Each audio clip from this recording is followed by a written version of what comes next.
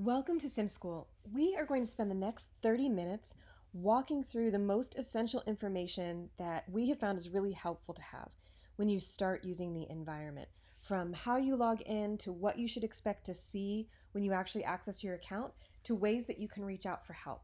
So first off, you can access simSchool with any web browser on any device. It's not designed to work any better or less well in any particular environment. There's nothing that you need to install. There's nothing that you need to download. Everything has been set up for you. All you need to do is log into your account.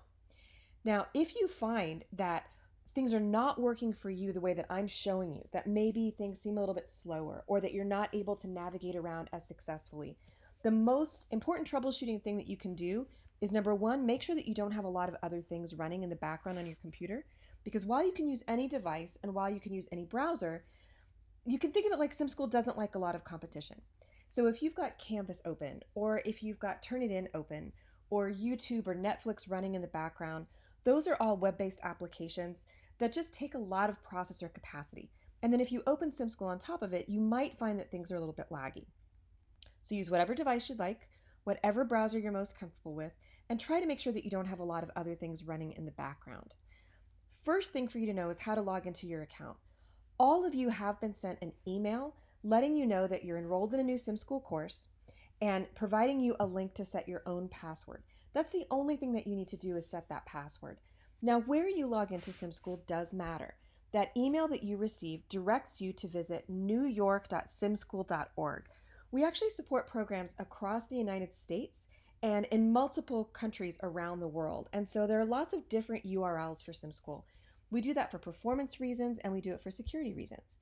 So if you try logging in any location other than newyork.simschool.org, or if you try resetting your password any place other than this location, it won't work. And it's not because there's anything wrong with your account, it's just because you're in the wrong location.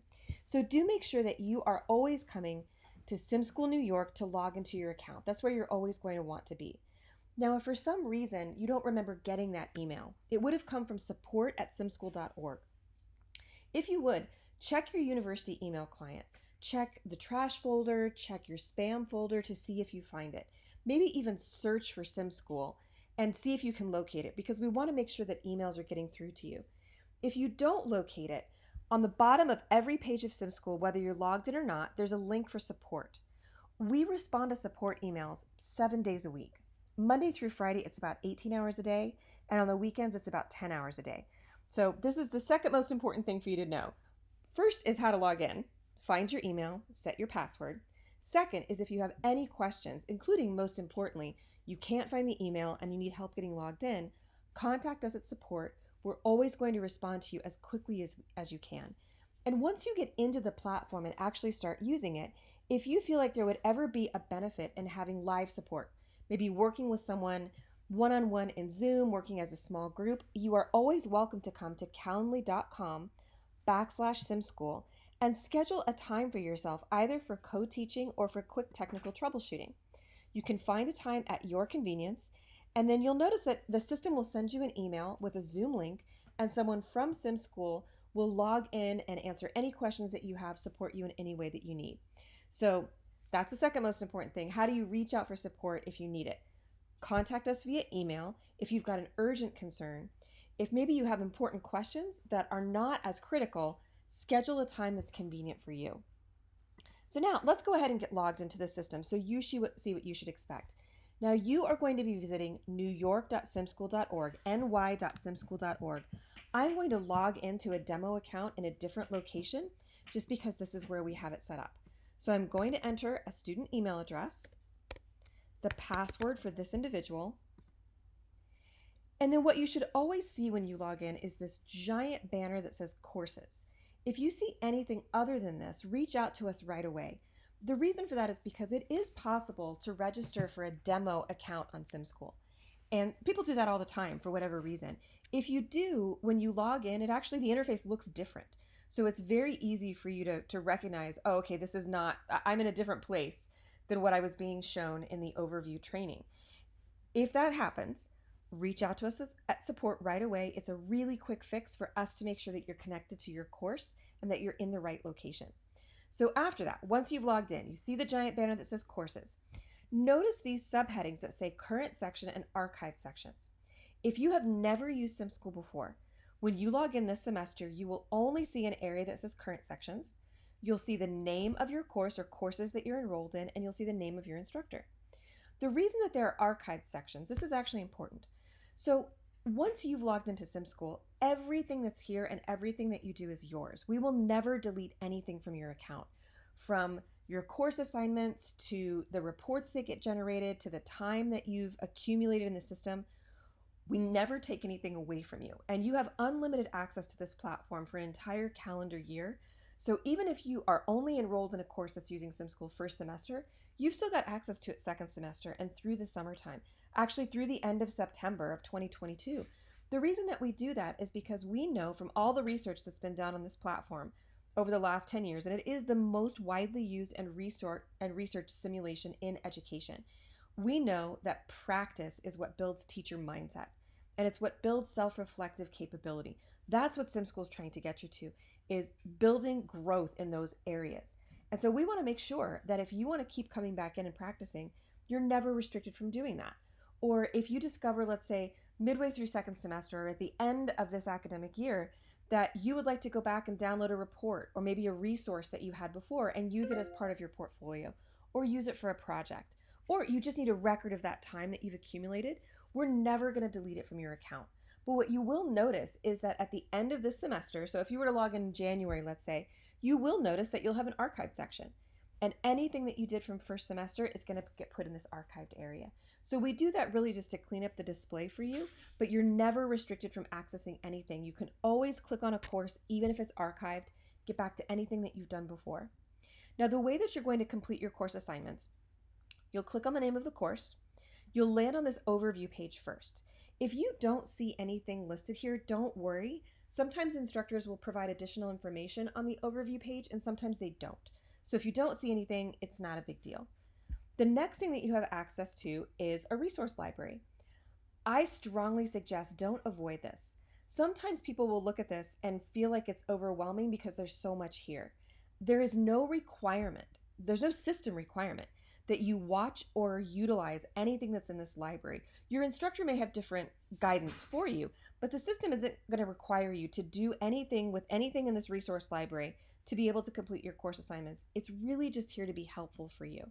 So everything that you see under course resources, these are all general system help files. There are short videos, there are long videos, there are tip sheets. Anytime you access something, simSchool puts a check mark at the front because it's always making an effort to give you credit for things that you authentically do. So if you access a resource, it's going to put a little check mark there. It's also a good way to be able to locate later things that you've used just because there is so much here. So the reason that simSchool provides you all of these course resources is because even though we respond to support 7 days a week, it's not 24 hours a day. So we want to make sure that there's always a place that you can go for information that will help you be more successful and informed in using the platform. And as well, we want to model best practices. And we know as educators that what we should be doing in classroom environments to create the most inclusive environments that we can and to utilize universal design for learning principles is we should be providing multiple different ways for our students to access information and to learn. So we try to do the same thing at simSchool.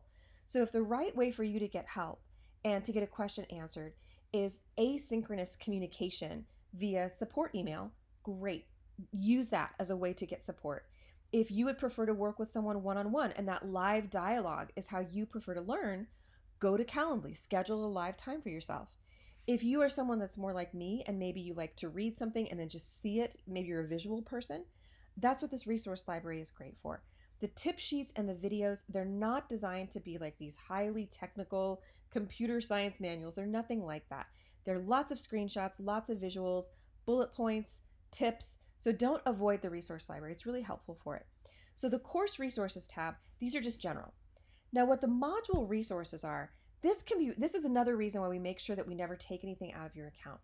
So what you're going to be doing when you come into simSchool, and I believe your instructor has told you some of this, is you are going to be entering into a virtual classroom environment that's animated, cartoon-based, where you are going to be working with virtual students that are artificially intelligent. And they are only going to react to the choices that you are making as the teacher. And they have very diverse, very individual personalities, their own cognitive needs, their own social dispositions, and way of relating to peers.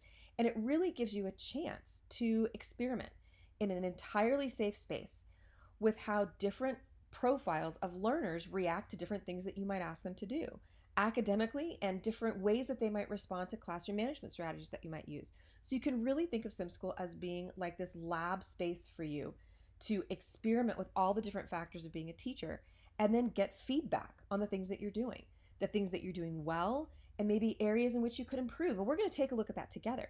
When you come into these simulated classrooms, there's nothing that you need to do outside of simSchool to log in here and be able to get your coursework done.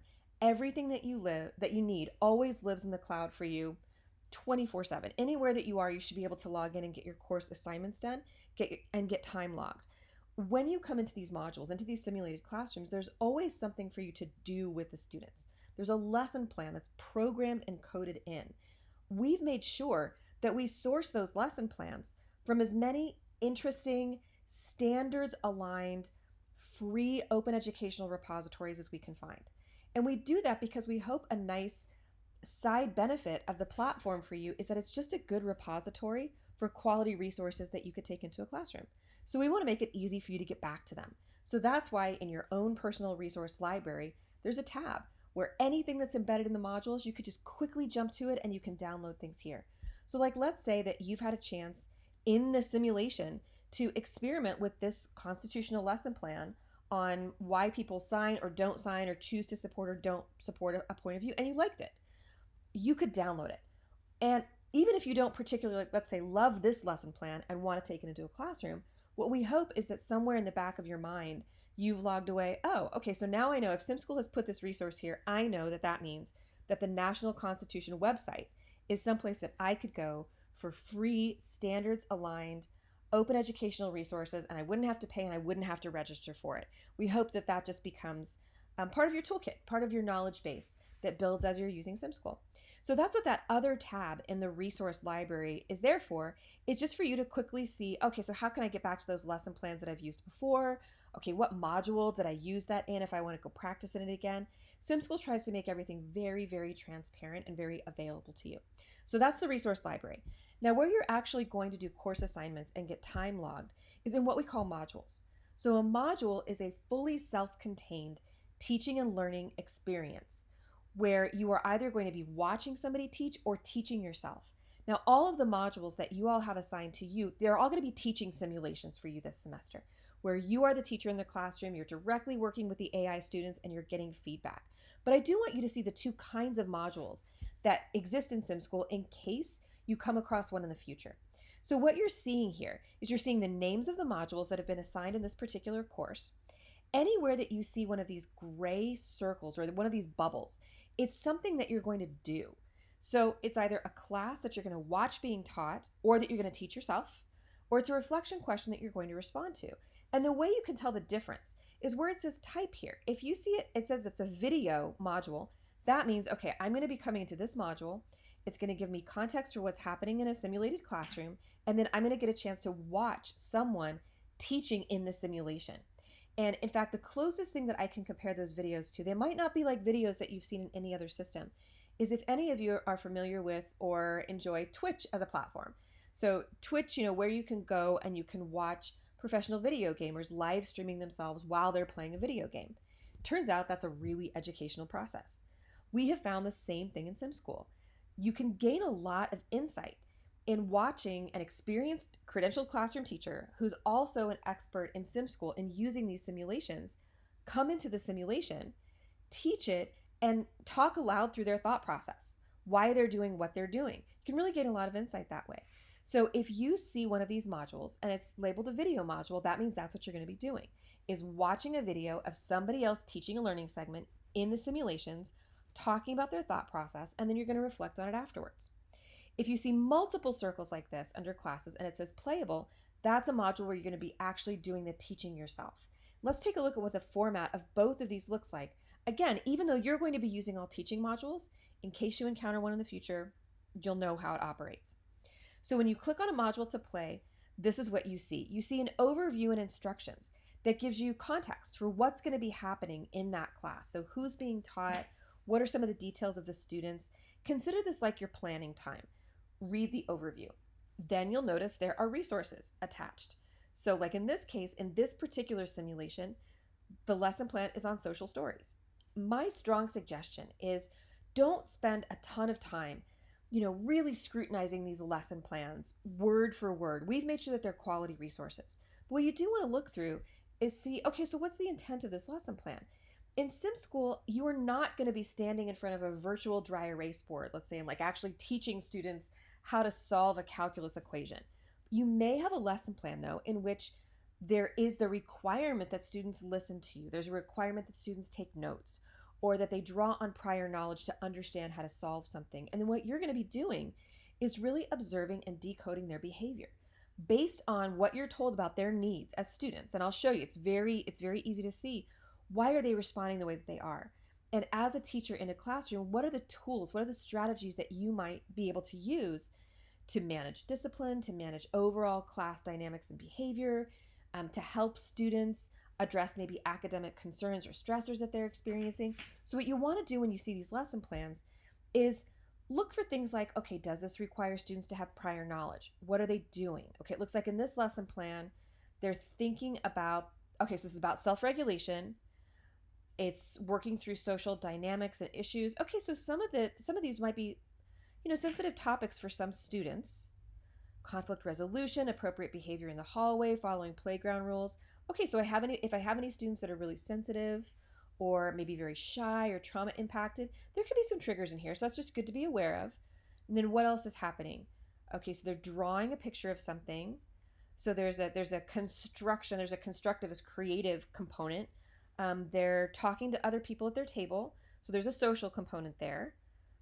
Okay, and it looks like that's the sum total of this lesson plan. Like they're reflecting, they're drawing an explanation for solving a problem, and they're sharing their thoughts with someone else. Okay, so not a big academic requirement here, but they are talking, they are drawing, they are describing something visually. Okay, good to know. So now I know that in the back of my head. So as I start to get to those students, I'm going to be thinking through, okay, so how are they relating to those buckets of expectation? So that's my planning time. Now notice I'm able to access reflection questions, but see that there's no way to answer them yet. That's by design. There's nothing for me to reflect on until I do something. And I've either got to watch somebody else teaching and then reflect on that, what I saw, or I'm going to teach myself and reflect on that as well. So what happens is after you've done that, after you've either watched or taught, when you come back here, big text entry fields open under each of these questions and you're able to answer the questions right here.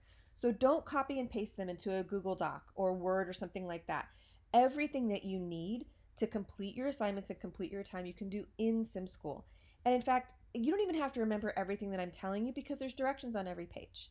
And if you were having problems doing something like accessing a report or finishing a module, remember you can go to your resource library and guarantee there's going to be something there to help answer your questions. But you can read the questions ahead of time, these reflection questions ahead of time, so you know what you're going to be expected to think about later. And then if you've got a video module, when you click on video, there's a video player here. Now notice there's no fast forward button. That's by design. The time that you spend in simSchool is real time. At some point, if you've got to watch a video like this, it's going to have to play all the way through. And only then will you be able to answer the reflection questions. And the reflection questions do relate to the video, so you should watch the video. So that is maybe one of the biggest missteps that people make in simSchool is they think, okay, so if there's videos, I bet they're like other videos. I can just, play it, walk away, and deal with it later. You really can't. You really do have to be engaged. Or they think, okay, so the simulations, I bet it's like SimCity or like a video game where I can open it up and just let the time add up and I don't really have to do anything and it'll give me credit for the time. That doesn't work. The time that you spend is real time, so plan for that accordingly when you're getting your course assignments done. So when you go into the teaching modules, so I'm going to go back into one of those now to show you what that looks like. And we'll just go back out to the dashboard. So where we see these multiple circles, and I know that it's playable, so this is a teaching module, I'm going to click play. And notice that it's the same format. I see an overview and instructions. I see resources to access. I see reflection questions, but I can't answer them yet. And they're a bit more detailed because I'm going to be doing the teaching. So there's more for me to reflect on. And then when I click on Teaching Sims, see how there's multiple classes here. So the model in simSchool, when I come in and I actually do teaching myself, is it's not one and done. It's not that I walk into one of these simulations, I make a few choices, walk away, and that's it. That actually wouldn't be very interesting. We know from all the research that we've done that the way to build teaching skill and teaching mindset is for someone to teach in the simulation, try things out, experiment a little bit, get feedback, get an observation report that lets you know what you did well and areas in which you could improve, and then you get a chance to go back and teach again.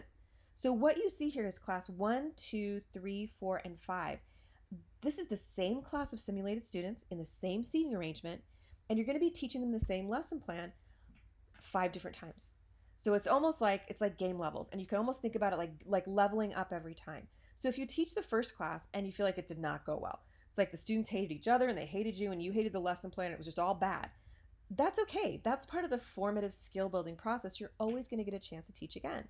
So the minimum requirement for teaching one of these modules is that every place that you see a class, you've got to teach for at least 15 minutes and go look at your own observation report.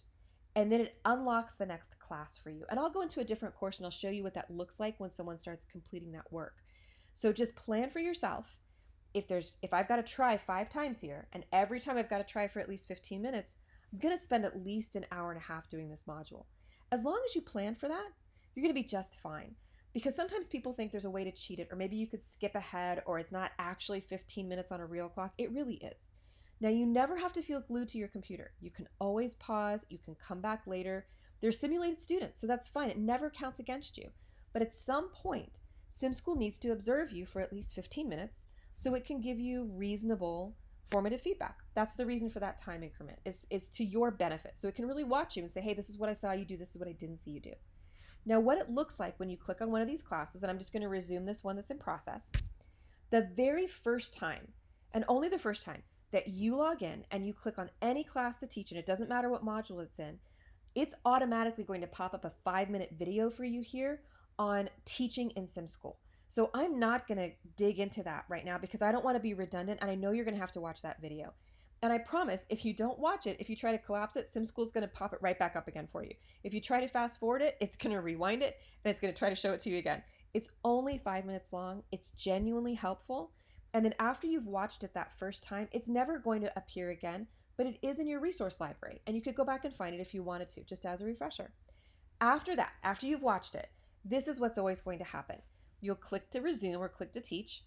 It's going to repeat the overview and instructions for you. And then the next thing that you're going to see is really important and really helpful. So what you see here as objectives to complete, these are teacher behaviors. And the language is pulled right from your state's teaching effectiveness framework.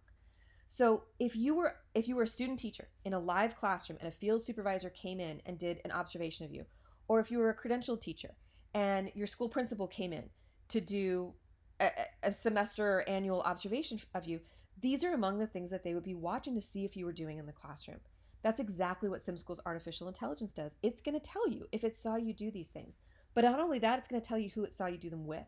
So it's going to let you know if it saw you work with all the genders of students represented in the classroom equally and equitably. It's going to let you know if it saw you work with all the ethnicities in the classroom equally and equitably. So you get all that feedback every time you teach for at least 15 minutes. And where that becomes so helpful is that what we have found is that the things that people do in the simulations turn out to be very consistent with what they do in live classrooms. So the hope is that this builds self-reflective capability and personal growth. That if we discover, every time I teach in simSchool, I keep being told, you know what, you're not giving feedback to the students. Well, then good, let's discover that here where we're working with artificially intelligent virtual students and not in a live classroom during a consequential evaluation or just when we're working with live students. The hope is that we pick up on those trends in the simulation so that we can really build our skill. Now, when you click Start Teaching, this is what's going to happen. This clock is going to count down in real time, and then a clock at the bottom of the playfield is going to start counting up in real time. Now, I clicked on a class that was already in process, so that's why there's already time on the clock. You can always pause. You can always restart. You're never limited from doing that. Now, this is relatively representative of what a simSchool classroom looks like. They are animated, they are cartoon based, the students may be older, the backgrounds may vary, but this is pretty just aesthetically, this is pretty consistent. You will notice the students' facial expressions change, their eye focus shift. You'll see them working with things or not working with things that they're supposed to. You'll notice their body posture change. All of it means something. None of it is by accident. Everything in this simulation, from the color of the halo around the student's head to the icons that you appear here, everything means something. And that video that you watch is going to help you decode that a little bit. And then the way that you work with the students, each one of these tabs at the top of the playfield, there's something in each one of these that you're going to need that's going to appear on that observation report. Like, for example, when I click on profile, look at what I see. I get all of this information on all of the students in this classroom. And simSchool is going to watch to see what I do with this information. So I can learn what Angela's strengths are. I learn Angela's gender identity by way of her preferred pronoun. I learn if she's got any particular learning disabilities or challenges. And I see her social traits, her work habits, and the learning environment that's going to be the best for her. This is completely specific to Angela. If I click on a different student, Zoe, for example, I see a different profile here. And so I can see things like, okay, so Zoe, I see low capacity in reading, writing, listening, and speaking. I see that Zoe, oh, this is important, gives up easily, tries once and then stops, and has low self-esteem and can be moody. Well, I know that this is a lesson plan where the students are expected to read and they're supposed to talk to each other about something related to the Constitution. So there's a pretty heavy English language arts component there, and I know that that is not in Zoe's wheelhouse.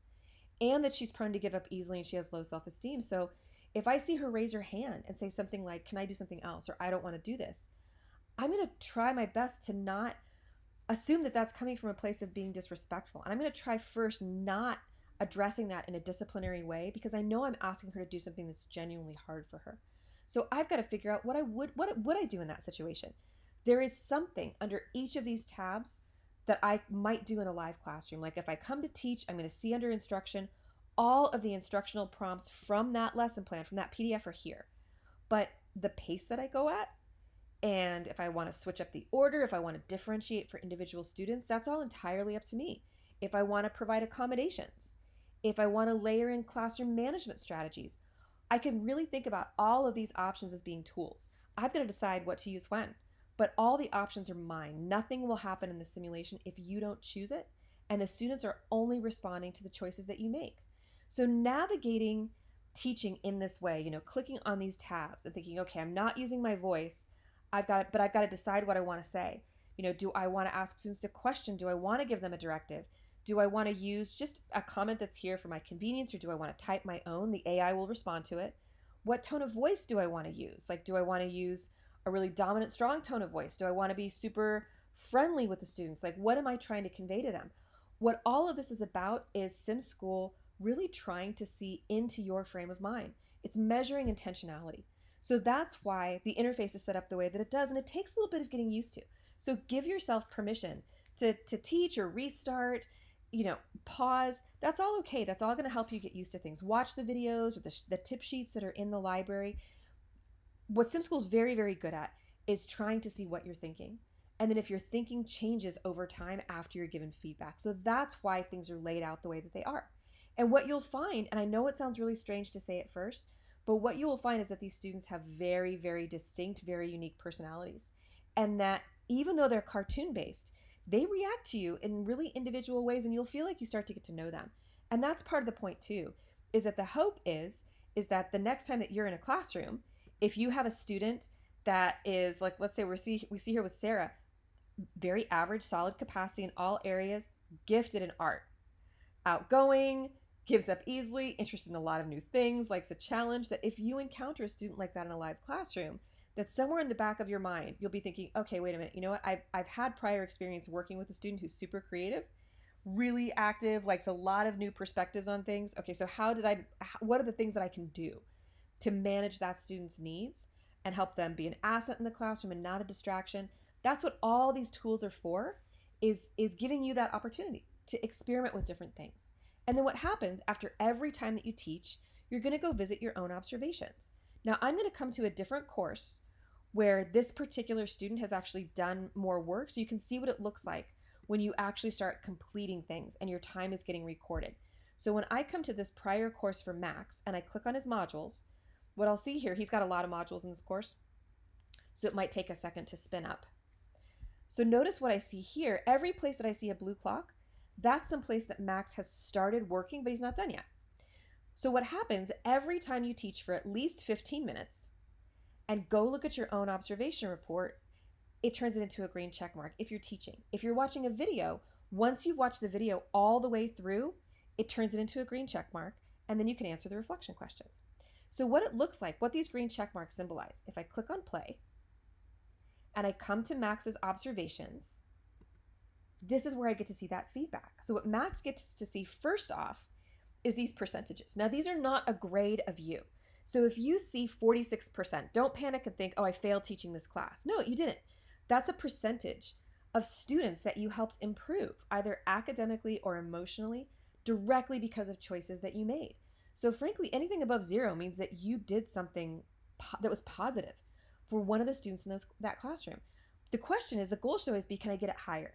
Or if you come here and you say, okay, you know what, whatever I'm doing, I'm helping the students improve academically, like I'm seeing growth for myself, but not so much emotionally, that then you can come look at your full report and get some clues on other areas in which you could improve. So for that, you're going to come to the drop-down menu, choose whatever class you taught, and if you've chosen that you want to teach a class 100 times, simSchool is going to keep track of every single time that you teach, and we're never going to discard your time, we're never going to discard the data. So what you'll do here, and I apologize, the screen capture looks like it's a little cut off. All the way over on the right-hand side, there's a button that says Report. And if you click on this, this is what you get to see. And by the way, everything is downloadable out of simSchool. Downloadable as spreadsheets, downloadable as PDFs. Everything that's here is yours, and you can always get it out of the system really easily. So here, simSchool is going to tell you what it saw you do. If you see a check mark under needs attention, that's the AI saying, okay, I either didn't see you do that at all, or it was not with the frequency that you would be expected to in a live classroom. So that's an opportunity for improvement. If you see a check mark under satisfactory, that's simSchool saying, okay, thumbs up, I saw you do that at least once, or with at least half the students. So that's good. There's also a column here that says good, and if you see a check mark there, what that means is simSchool saw you do that multiple times while you were teaching and with over 50% of the students in the class. So the hope is every time that you teach, the check marks start moving over. You get more check marks under satisfactory and more check marks under good. So you get to see that. simSchool also keeps track of everything that happened at every second you were teaching. So you get to see, okay, academically and emotionally, what trajectory were my simulated students on? And it gives you a record of everything that happened at all those moments in time. So what Max might do here is say, okay, well, everything that I did at the beginning of this class, it's like it turned everybody's hearts and minds on high. Everybody was in a really good place for learning. So that's great. But what happened at this point that they all dipped emotionally? They were still learning, and that's great, but a lot of them weren't very happy about it. So what caused this decline?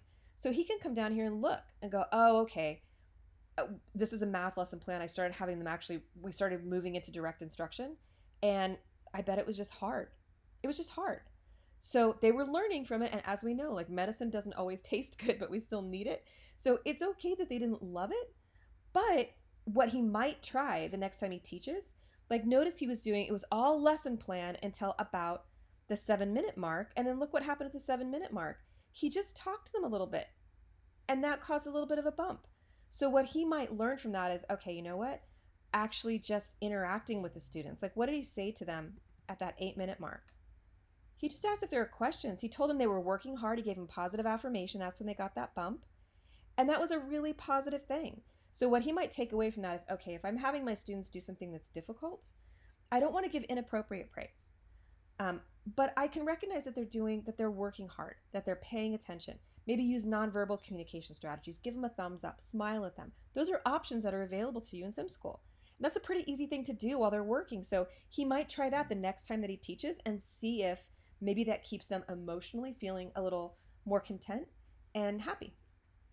So you get to see all that, and then simSchool also gives you these equity observations where it lets you know not just what you did, but who it saw you do it with. So the inner pie chart here is the actual distribution of students in the classroom.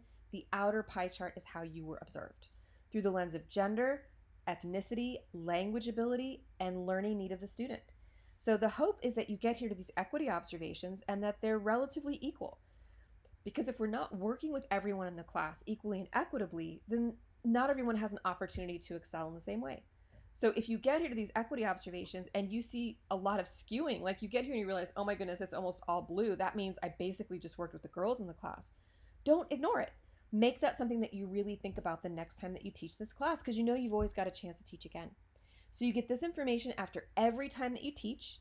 And then what simSchool also gives you, if you come back to the course main page and you click on dashboard, it tracks your trends overall. So what you get to see here, it even keeps track of how many minutes you've taught this week and when you most often log in. Your instructor gets to see this too. And by the way, they also have a dashboard that shows them blue clocks and green check marks and how much time you've spent, because we want to make sure that they know that you're making progress and you're moving forward. So that's all transparent to them as well. And then when it's all green check marks on your side, they get to see all the data, all the performance data from the modules that you've taught in. So what simSchool also keeps track of here for you. So on this dashboard, this is your overall trends. So not just what you've done in a single class that you just taught. And what it'll call out here for you is in particular skin tone and gender. So it's going to show you over all the times that you've taught, are you working with students of all genders and students of all skin tones equally? And because you intentionally choose your own tone of voice. You tell the AI, there's no guesswork. It's not like I'm sarcastic and Siri can't tell that I'm being sarcastic. You have to tell the AI, no, this is my intent. I'm giving students a directive and I'm using a firm tone of voice when I do it. Because it's your intentionality, simSchool is able to map it out for you. And it can even tell you if you are using a similar or very different tone of voice for students of different genders and different skin tones. So all of this data, it gets more interesting the more that you teach. And it'll map out your trends, what is the average effectiveness that you're able to help, or gains that you're able to help your simulated students grow academically and emotionally. The more you teach, the more informed this data gets. And it's always here for you. It's always transparent, which you can also always do. On the bottom of your list of modules, if you scroll to the very bottom, there's a button that says download section report. If you download that, it's going to pull out all of your time and all of your performance data from any of the modules that you've worked in.